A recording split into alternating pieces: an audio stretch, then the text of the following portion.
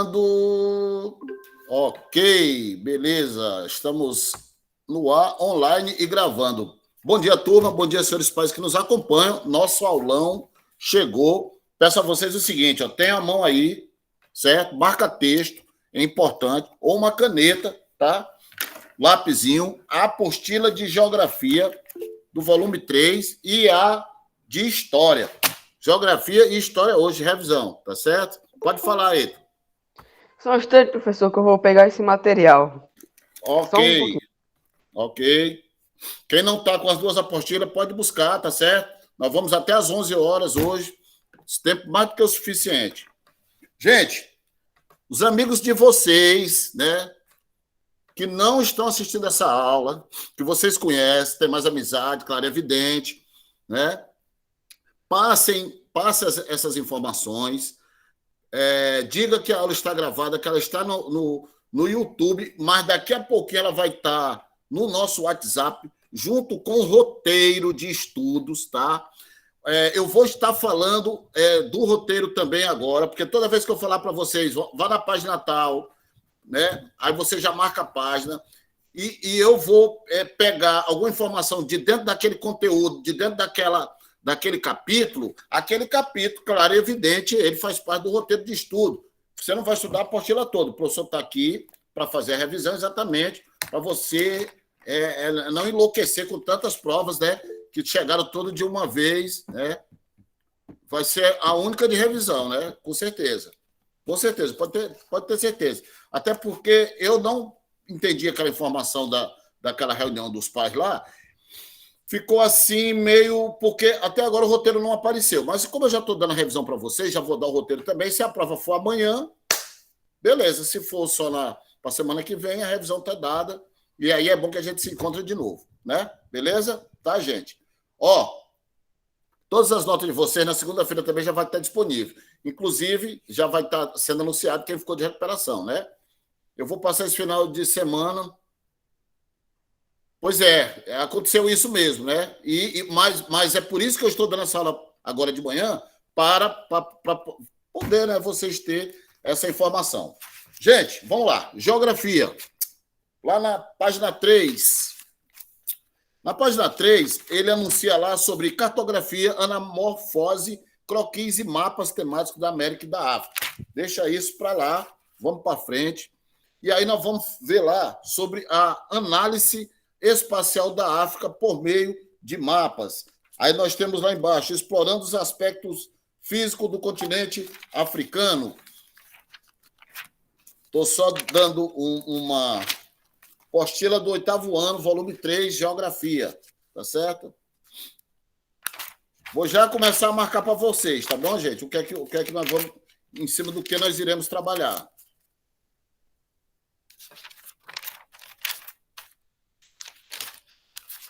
Lembrando que quem ficar de recuperação quem ficar de recuperação ainda vai ficar com a gente aí até o dia 17, ok? Então vamos botar para passar, né? Até porque às vezes o pai quer sair, a mãe quer sair de férias, né? Ainda não falei, viu, Diego? Até porque os pais vão sair de férias e aí é bom, né? É bom vocês já irem se preparando, tá certo? Galera, vamos lá.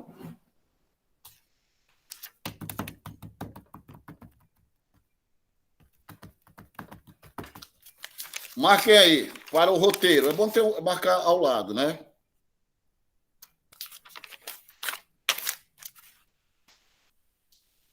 Cartografia. Anamorfose, croquis, mapas e mapas temáticos da América e África. Página 3. Marcou?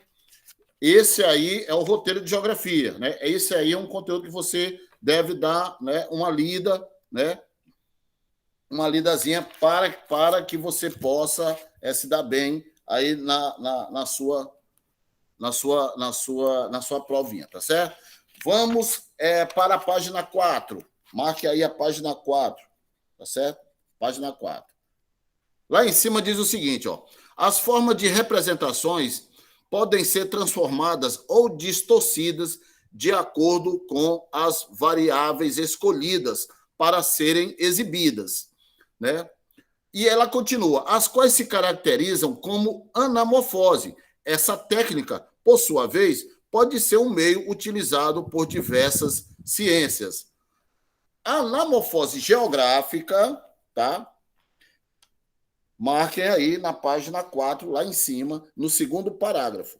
A anamorfose geográfica é uma maneira, né, de representar quantitativamente a realidade em que as dimensões da área sofrem em distorção proporcional ao tema representado. Parece complicado, mas não é.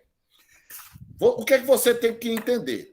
Quando você ouve essa palavra anamorfose, você pode traduzir simplesmente para sobre uma nova forma, né? Sobre uma nova forma. Vamos fazer um exemplo. Sempre gosto de alguns exemplos aqui. Se eu fosse fazer uma representação do professor Márcio, desenhasse meu corpo, né, em uma cartolina e quisesse colocar para que as pessoas que estão olhando minha foto entendessem quais seriam as coisas que eu era mais volumoso, vamos dizer assim, eu fazia a minha figura com uma barriga grande, né? Porque o professor ele é gordinho, tá certo? E aí, dentro desse desenho, né, dessa representação, desse croquis, né, a pessoa que olhasse, era uma certa caricatura, ia entender que o professor é gordo. Ou se eu fizesse o meu braço direito maior do que o esquerdo, fizesse um braço bem grande, quem estava olhando aquele detalhe, ele iria entender que o professor tem mais força no braço direito. Por quê? Porque ele está vendo que o bração é grande e o braço esquerdo é pequenininho. Maria Stephanie, Carlos, deu para entender o que é essa sobre uma anamorfose, uma nova forma? É uma maneira de ressaltar, né, qualquer coisa que você queira ressaltar. Vamos levar isso para a geografia. Veja bem, eu vou fazer um mapa da pobreza só do Nordeste. Então, o estado mais pobre do Nordeste, se eu não me engano, é o Maranhão, certo? Então, eu vou deformar esse mapa e vou colocar o estado do Maranhão maior do que todos os outros estados, né, do Nordeste, inclusive maior do que a Bahia, tá certo? Então, o entendimento de anamorfose é simplesmente isso, né? É você ressaltar essa qualidade, né, em cima do mapa, ou de um croquis, ou de um desenho. Eu acho que não ficou assim tão... Ou alguém ainda tem alguma dúvida? Se tiver, é hora de me perguntar. Porque na prova, se cair uma questão assim, o que é anamorfose geográfica? Claro que o professor Márcio não vai botar desse jeito, vocês já estão na 8ª, vocês não estão na 4ª série, né? No 5º, para fazer aquelas perguntinhas bem básicas com uma respostazinha, né, bem assim, furreca, né? Claro, é evidente que tem todo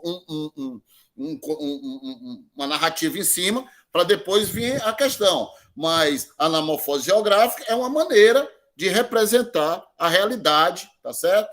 Em que as dimensões da área sofrem uma distorção. Morreu Maria Preá. É só isso aí, tá?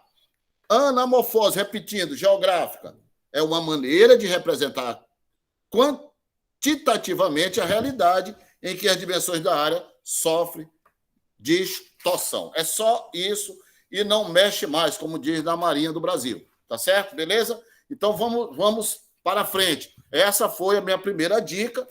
E dentro do roteiro, né? Dentro do roteiro, o Diego Silva, eu li agora, viu? O tópico da apostila é cartografia, anamorfose, croquis e mapas, e é o roteiro também. Só que você, dentro do meu roteiro, você não precisa da página 3. Você marca só aí a página 4. Tá? Marca. Opa, o bicho aqui já. Esses bichos seca à toa, né? Página 4, você marcou, então, a primeira dica aí, né? Falando sobre geografia, tá certo? Isso aí é anamorfose. Anamorfose. Ou nomezinho. Anamorfose. Acertei, olha, acertei. Vamos lá. Deixa eu ver o que foi que eu marquei para vocês. Deixei tudo marcadinho para vocês aqui. Hidrografia do continente. Não é complicado não, Diego. Diego, anamorfose é sobre nova forma. Quando tu vê a palavra anamorfose é em uma nova forma, em uma forma diferente. É só isso, tá? E o que é anamorfose? Anamorfose é a distorção da realidade, tá certo? É só isso. Você compreender isso aí, você já sai na frente. Até um ponto já passou a prova. Hidrografia do continente africano, roteiro. Hidrografia do continente africano, está lá na página 8. Basicamente, o que é que o professor vai ser bem curto e grosso, falando logo diretamente. Eu vou cobrar para vocês o seguinte. Vocês, para falar sobre a hidrografia, estamos falando de rios, tá certo? E aí, lá embaixo tem assim, o Rio Nilo é um dos maiores rios do planeta, tá certo?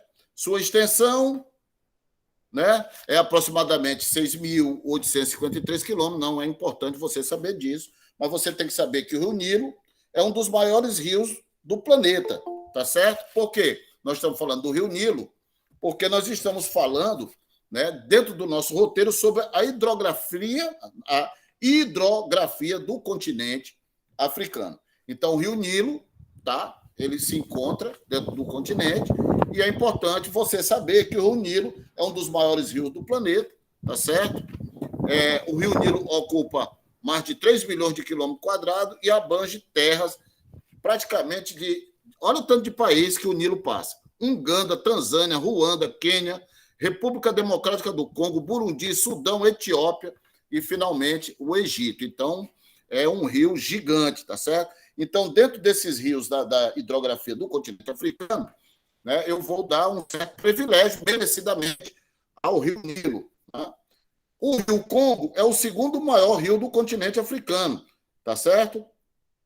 Então, o Rio Nilo é o maior, e o Rio Congo é o segundo maior rio do continente africano. Então, nós, quando vamos falar dentro do nosso roteiro sobre a hidrografia do continente africano, é importante você saber a importância do Rio Nilo, porque se vier alguma pergunta desse tipo, você vai matar a pau, tá certo? O Rio Congo é um coadjuvante também muito importante, porque ele é o segundo maior rio do continente africano, Vamos lá, vamos para frente. A nossa amiga Clara, que chegou agora. Clara, eu tinha começado a aula falando sobre, dentro do nosso roteiro, foi a primeira coisa que eu falei, Bom dia, foi a primeira coisa que eu falei. Eu falei sobre anamorfose, sobre uma nova forma.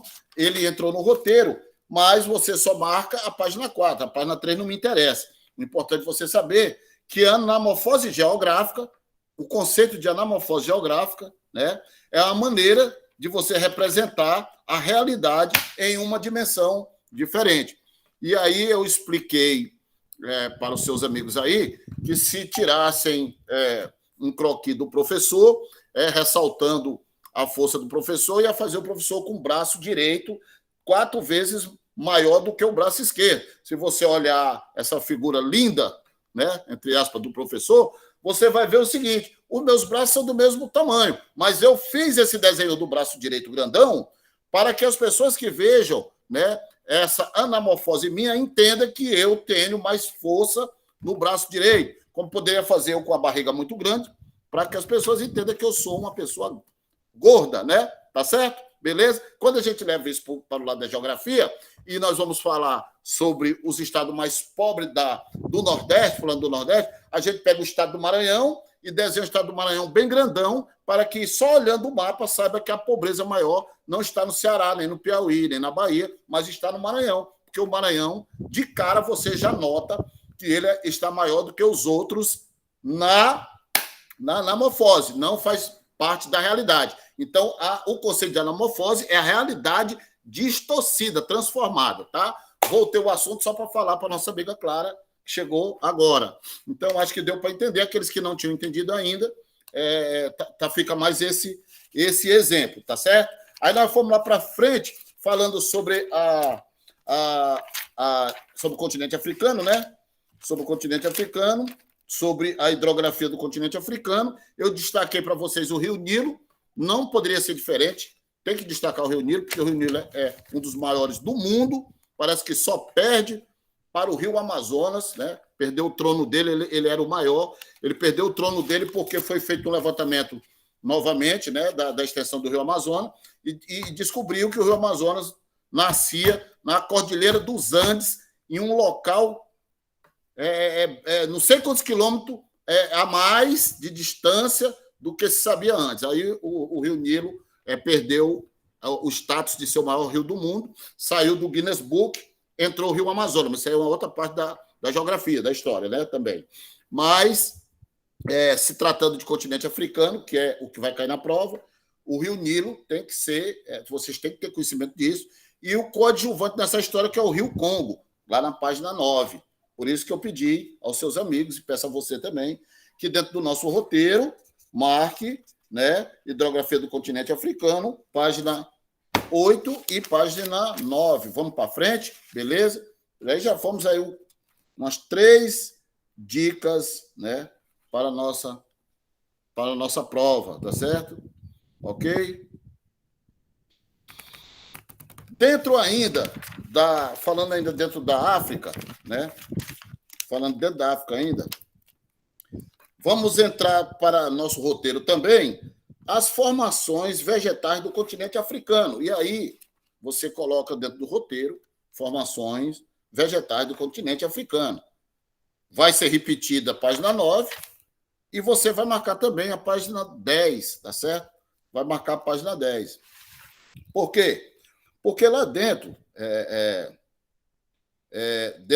lá na página 10, nós vamos falar um pouco sobre as vegetações, né? As vegetações, o tipo de floresta que existe lá dentro do nosso roteiro sobre formações vegetais, né? Do continente africano. E aí eu quero destacar para vocês a vegetação equatorial, tá? A vegetação equatorial, né? Fica lá também presente junto com as florestas do continente africano.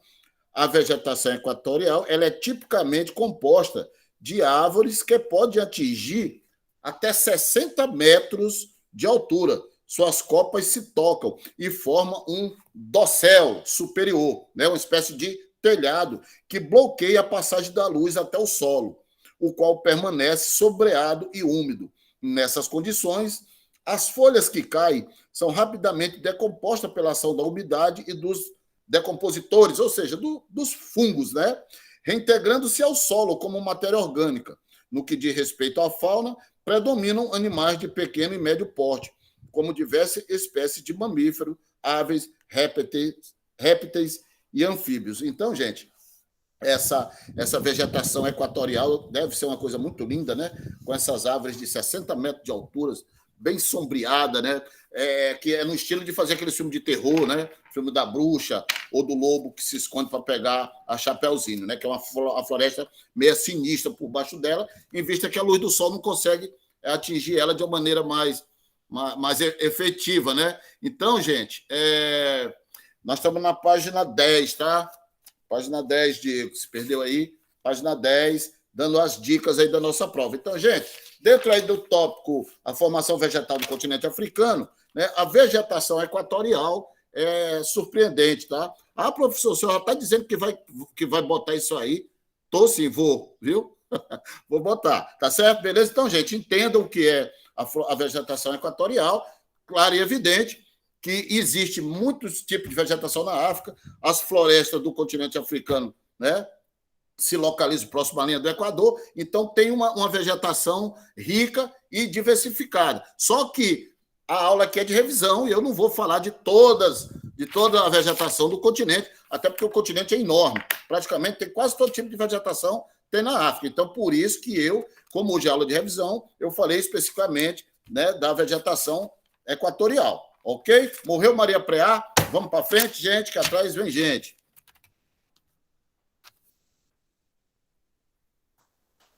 Gente, vamos lá. Ainda dentro do mesmo tópico, né? Do mesmo tópico. Tópico é outra história. Dentro do mesmo tópico, né? Do mesmo tópico.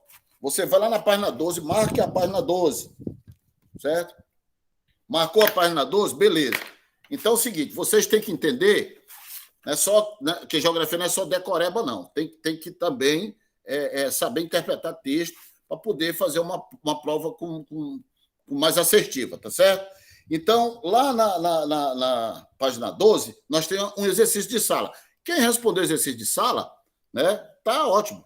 Beleza, porque sabe a resposta. Se você não respondeu, sempre não adianta me mandar agora, mas adianta você voltar e consultar. Se você não fez, volte lá no grupo do WhatsApp que você vai achar.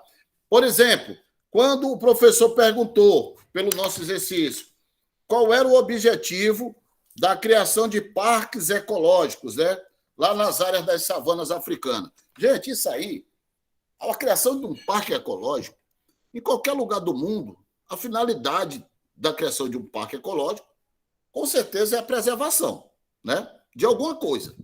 Tá certo? Então, botem isso aí na cabeça de vocês, que é 100% de certeza que pode haver um pequeno texto para vocês interpretarem, né? E vai cair em cima de trabalhar em cima do que para que serve, né? Qual é o objetivo, né, da criação de parques ecológicos e especificamente em área da savana africana. Por quê? Porque está dentro do tópico, agora esse negócio de trópico, do tópico da África. Ok, gente? Então, página 12 faz parte do nosso roteiro, né? Já dei quase da metade da prova. Vamos lá para frente.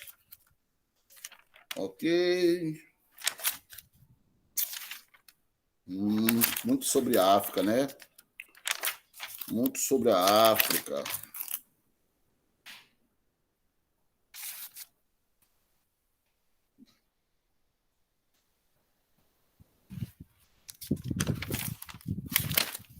Ok, vamos lá para a página 23. Página 23. Vamos sair agora lá do tópico, tá? Do tópico.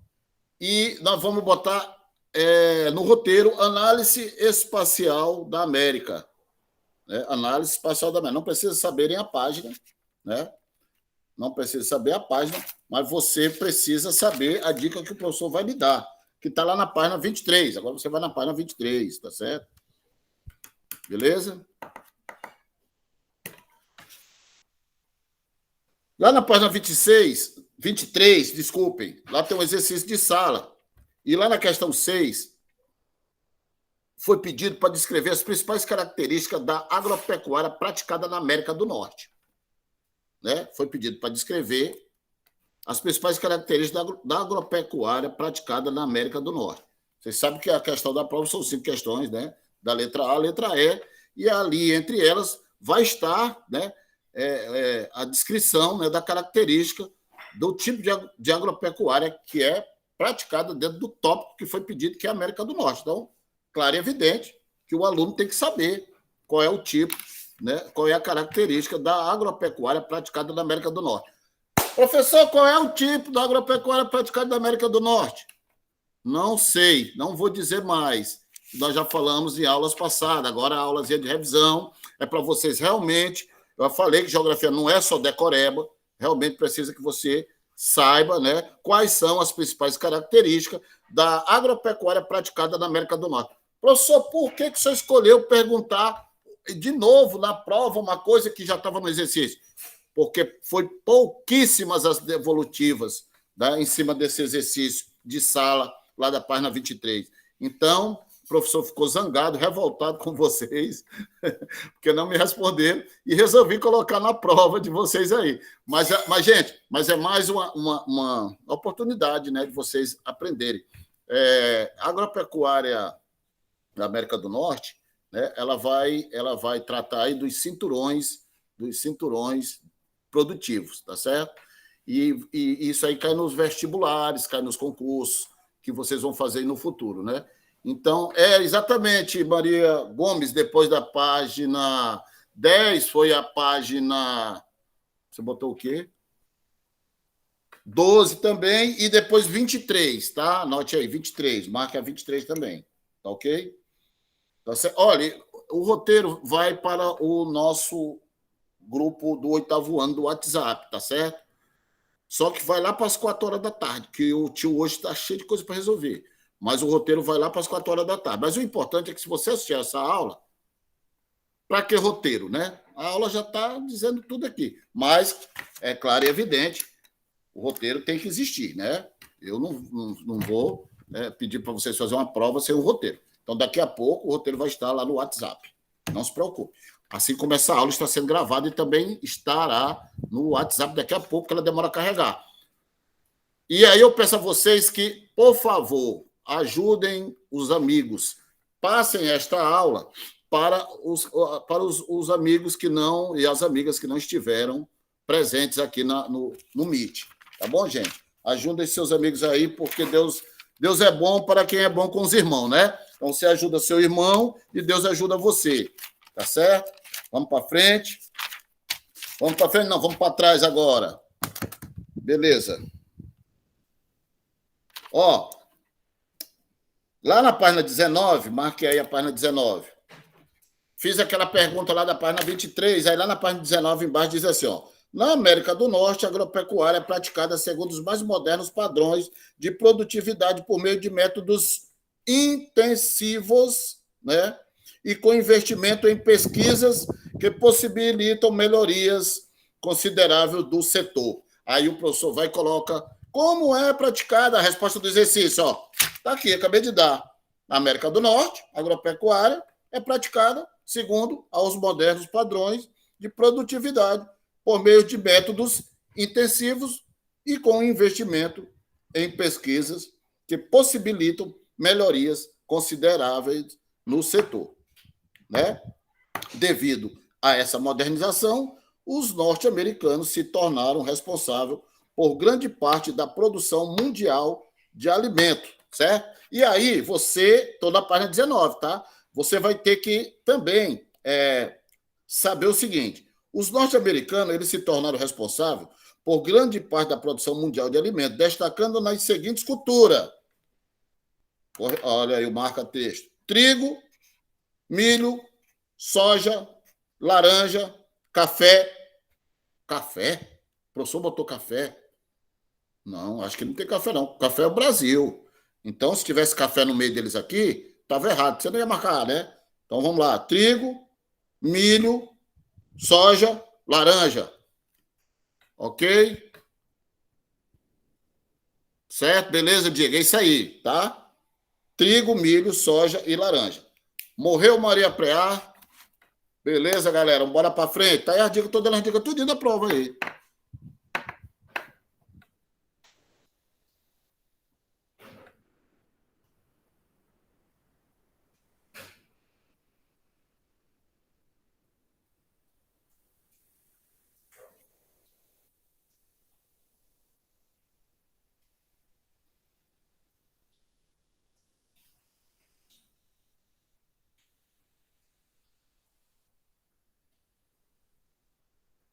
Ó, lá na página 19, se você for ler a página 19, estrutura econômica, né? Nós estamos falando do tópico da análise espacial da América. Nessa parte aqui de estrutura econômica, tem um local lá nos Estados Unidos chamado de Vale do Silício. Lá no Vale do... Não precisa nem você ler a apostila, não. Lá no Vale do Silício é onde está a sede lá da Microsoft, né? Onde é produzido os maiores componentes eletrônicos, né? Onde tem a Apple, né? a Apple, né? Onde está o Google, né? O Google, certo? Então, o Vale do Silício, lá nos Estados Unidos, né? Você, lendo a apostila, você vai chegar num trechozinho lá que diz assim, contudo, diversas empresas do setor tecnológico passaram a se concentrar em tecnopolos, né? Então, o Vale do Silício é um desses tecnopolos, ou seja, um polo tecnológico, né? Um dos mais famosos, né? Inclusive, tá certo? Lá trata-se de uma região formada por cidades nas quais empresas ligadas ao desenvolvimento de tecnologia de ponta passaram a se instalar desde a época de 50, tá certo? Vou lhe dizer algumas empresas que tem lá: Apple, Google, Facebook, HP, YouTube, Intel, entre muitas outras, tá certo? Beleza? Então, o Vale do Silício, tá? É um tecnopolo onde ficam essas principais empresas de tecnologia. Professor, por que chamam de Vale do Silício? Pergunta boa, tá? Pergunta boa. Eu acho que é porque os componentes eletrônicos, né, eles recebem muito desse material dentro deles, né? Daí vem um apelido, tá? O silício. Mas é importante saber que a Apple, o Google, o Facebook, né, a HP, o YouTube, a Intel, todos eles estão naquela faixa ali, naquele tecnopolo do Vale do Silício, tá certo? Morreu Maria Preá, gente. Fecha a apostila de geografia. Bora para a história que elas têm. Meu Deus do céu, como passa rápido. 10h35. 20 minutinhos para a gente falar sobre a revisão de história. Bora para a história, para não perder tempo. A prova do tio vai ser segunda que vem? Diego, realmente, se eu soubesse responder, ele responderia. Mas a professora não disse ainda o dia da minha prova. Mas a revisão nós estamos dando agora. Tá? Olha, eu estava pensando que eu tinha que dar essas provas para vocês amanhã. Então, eu estava doidinho de ontem para hoje, dando revisão para todo mundo. Mas parece que ainda tem a semana que vem. Tá? Vai ser lá no Google Formas, Google Formulários. São 10 questões de história e 10 questões de geografia. Tá certo? Beleza? Diego, você é um cara bom, porque você sempre devolveu aí os... Aliás, quem está presente na aula hoje, deixa eu ver aqui, sempre esteve em dias aí com os exercícios, que é a V1, a V2 também. Então não tem problema não, gente. Tire só 7 passes, né? Eu não vou dizer isso para vocês, tire 7 passes. Isso não existe. Nós estamos vivendo num mundo de competição, né? Tire um 10, tá? Mas sobre essa prova aí, não se preocupem. Não vai ser difícil. Se você assistiu essa revisão, show de bola para vocês. Bora para a história rapidinho? Notaram que a apostila de história praticamente, quase que totalmente a Guerra do Paraguai, né? Guerra do Paraguai, nós ficamos aqui mais de um mês falando só sobre a guerra, né? Lá na página 3, roteiro e também roteiro 3, Guerra do Paraguai, roteiro, Guerra do Paraguai, página 3. Precisa ler nada daí da página 3, não. Vou dizer só uma coisa para vocês aqui. Vou dizer uma vez só para vocês entenderem. Pega a caneta aí, ou o lápis, e escreva aí na própria apostila aí na página 3, num cantinho aí. Escreva aí, ela foi uma das causas do fim da monarquia imperial do nosso saudoso amigo Dom Pedro II, tá? Um dos motivos do Dom Pedro II cair, da monarquia se acabar e nós virarmos uma república, contribuiu muito. A Guerra do Paraguai, ela foi um marco para os países envolvidos, né? E no Brasil, ela foi uma das causas do fim da monarquia imperial de Dom Pedro II. Guerra do Paraguai, ela foi responsável, um dos motivos, né, que pôs fim, né, à monarquia do nosso imperador Dom Pedro II. Tá bem? Beleza, Diego? Melhor 10, né? Ok, gente? Certo. Dentro da página 3 também, os historiadores costumam dividir essa historiografia falamos demais sobre isso, tradicional, revisionista e pós-revisionista. Tradicional, revisionista, pós-revisionista. Os historiadores, embaixo da figura aí, tá? Os historiadores costumam dividir essa historiografia em tradicional, revisionista, pós-revisionista. Tá certo?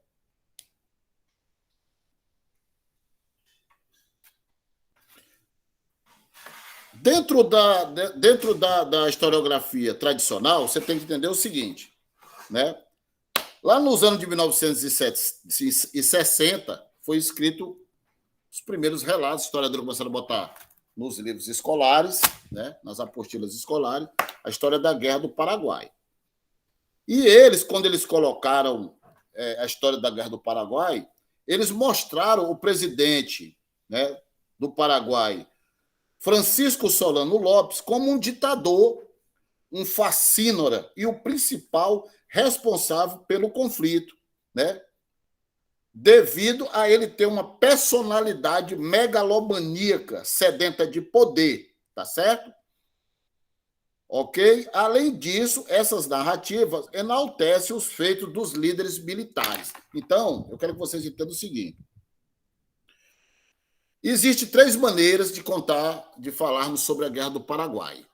A maneira tradicional, a maneira revisionista e a maneira pós-revisionista.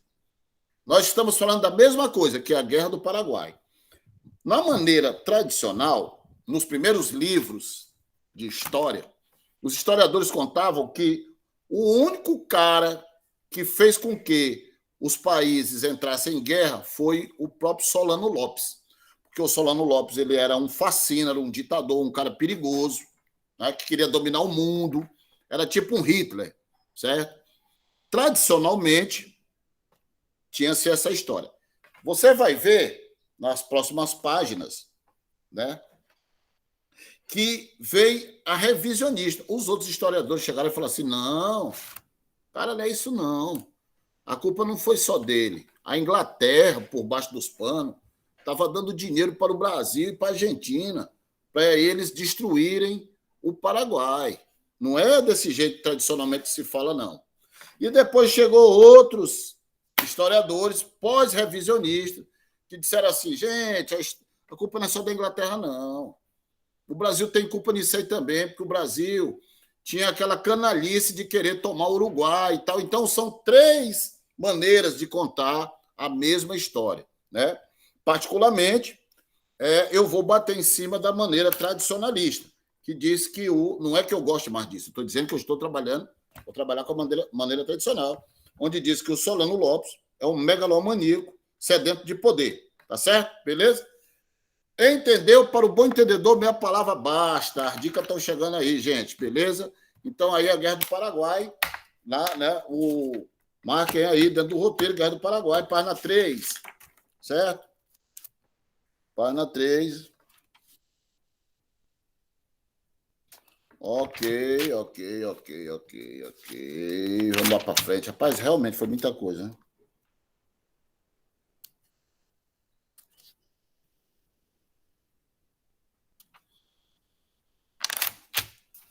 Muita coisa, viu, gente? Muita coisa a Guerra do Paraguai. Tem livros, né?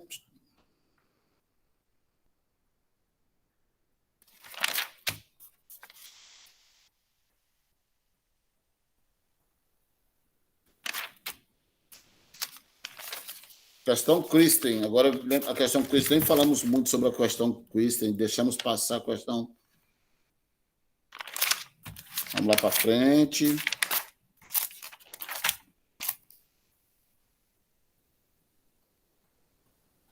Gente, vamos lá. O roteiro. Consequências da guerra. Opa, página 26. Marque, página 26. Especificamente, marque a página 26 e 27. Consequências da guerra. O que é preciso você entender aqui? Se você trabalhou no exercício de sala, respondeu exercício de sala, você não vai ter dificuldade nenhuma. Se você não respondeu, né, você sempre vai ter a oportunidade de ir lá no nosso WhatsApp, que o professor sempre, você respondendo ou não, sempre corrigi e botei lá. Então, o que é que eu vou precisar? Que você saiba, até porque vai cair na prova. Você tem que saber quais são as principais consequências da Guerra do Paraguai. São muitas coisas, né? Uma delas, da consequência da Guerra do Paraguai, nós começamos a falar que foi a queda do Império do Dom Pedro II. Mas eu quero outra coisa aqui. Entre as principais guerras do Paraguai, eu quero que você diga para o Estado do Paraguai e para a sua população. Então, qual foi a consequência, né, da Guerra do Paraguai para o Estado do Paraguai e a sua população? Eu não vou dizer que mataram todos os homens, só sobrou crianças e mulheres, porque isso aí vocês sabem. Eu não vou dizer que o país entrou em recessão e ficou numa extrema pobreza, na miséria. Eu não vou falar isso porque vocês já sabem. Se cair na prova, vocês já sabem. Então, está aí mais uma dica, né? Consequências da Guerra do Paraguai para os paraguaios. Ok?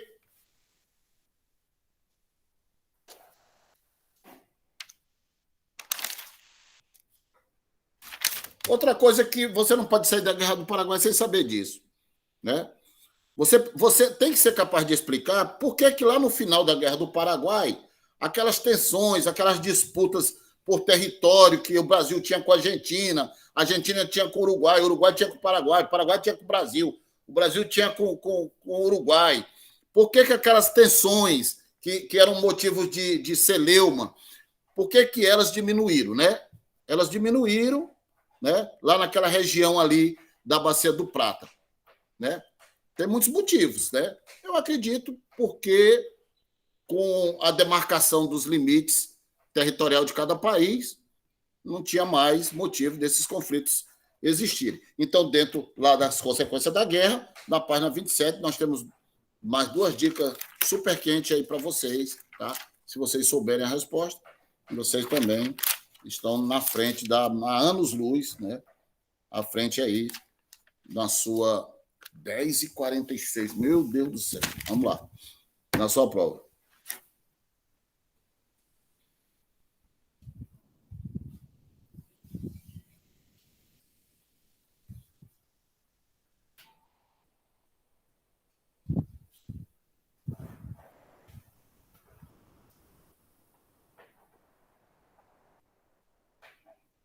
Gente, página 30.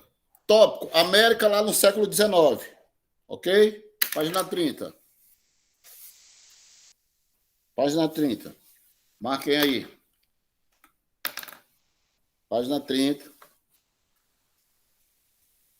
Nós temos aí uma foto de uma família indígena norte-americana, certo?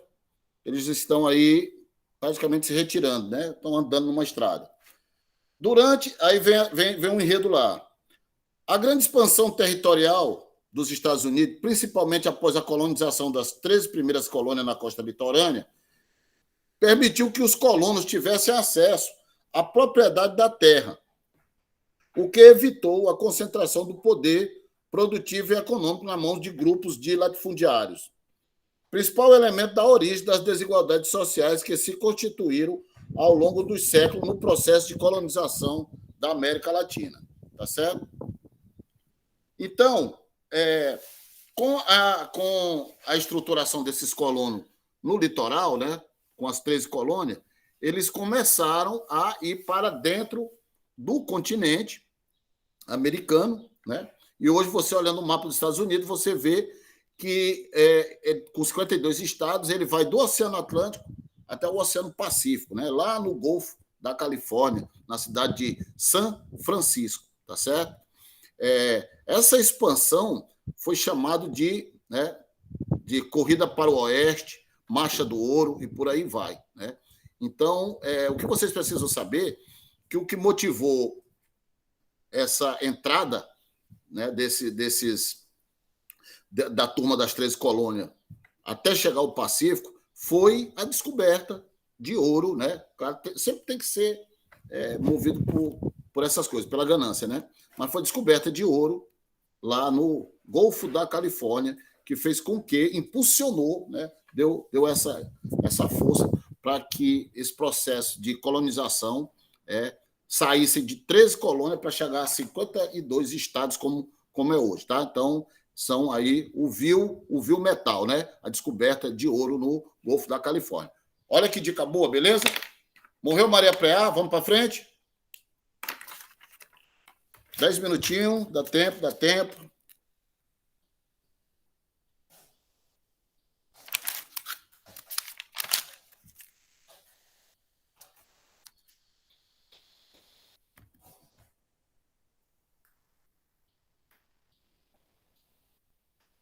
É o Destino Manifesto.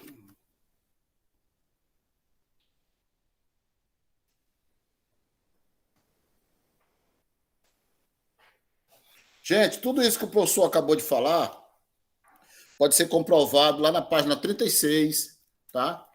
Na página 36, marquem aí, lá na página 36, tá certo? Tem um folder, né? Um retrato aí, uma pintura escrito Califórnia, lá na página 36.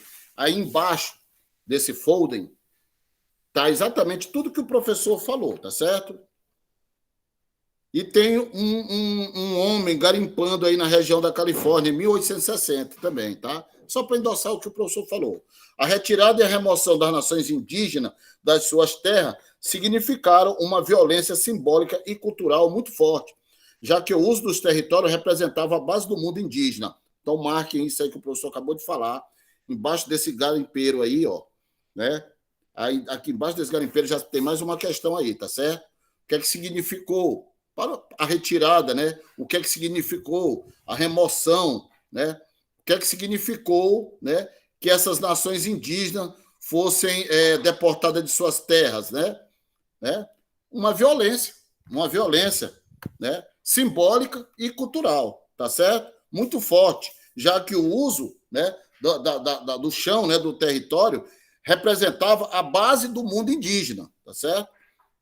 Não só eles precisavam da terra, não só para a questão de alimentação, né, de trabalhar na terra, de produzir, mas também eles tinham a terra como uma coisa sagrada.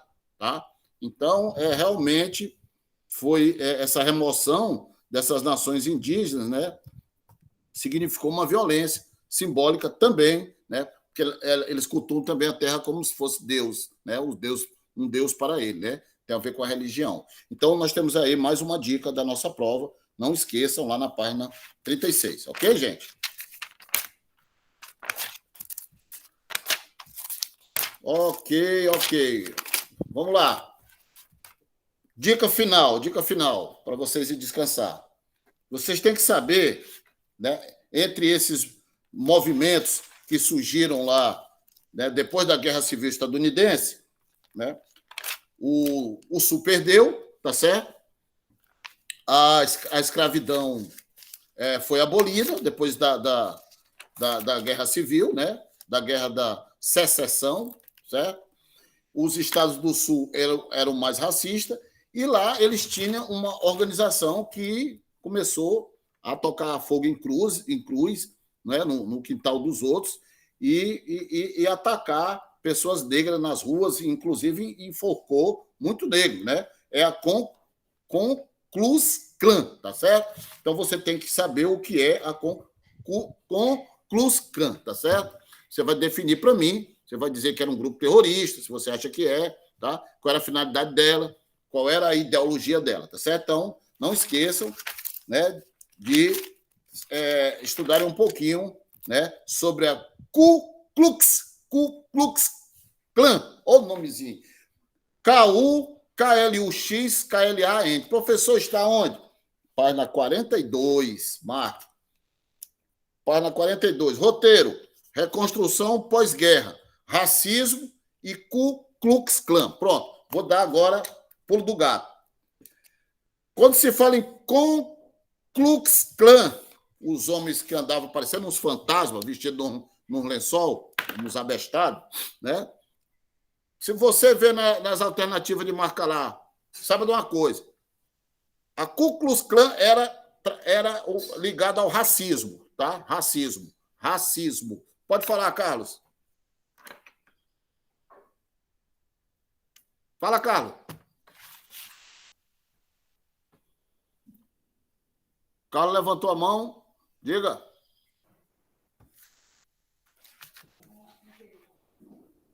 Pronto, gente. Tá bom, cara, beleza. Apertou sem querer, né? Ok, gente, ó, olha só. Carlos, depois tu manda um abraço lá para sua mãe, viu? Isabel disse que está chamando para passar o final de semana por aqui de novo. Ó, gente, foi um prazer estar com vocês aí. Vocês sabem que ninguém esperava que acontecesse, né, o que aconteceu. Tinha muitos professores que ainda estavam na esperança do ano que vem o Senec continuasse. Mas aí, não deu certo. Fica aí a saudade, né? E para mim foi excelente a oportunidade de conhecer cada um de vocês, embora tenha sido através aqui dessa telinha, tá bom? Gente, fica aí a dica. Tchau todo mundo aí. Passem, né? Eu não sei não, Diego, não.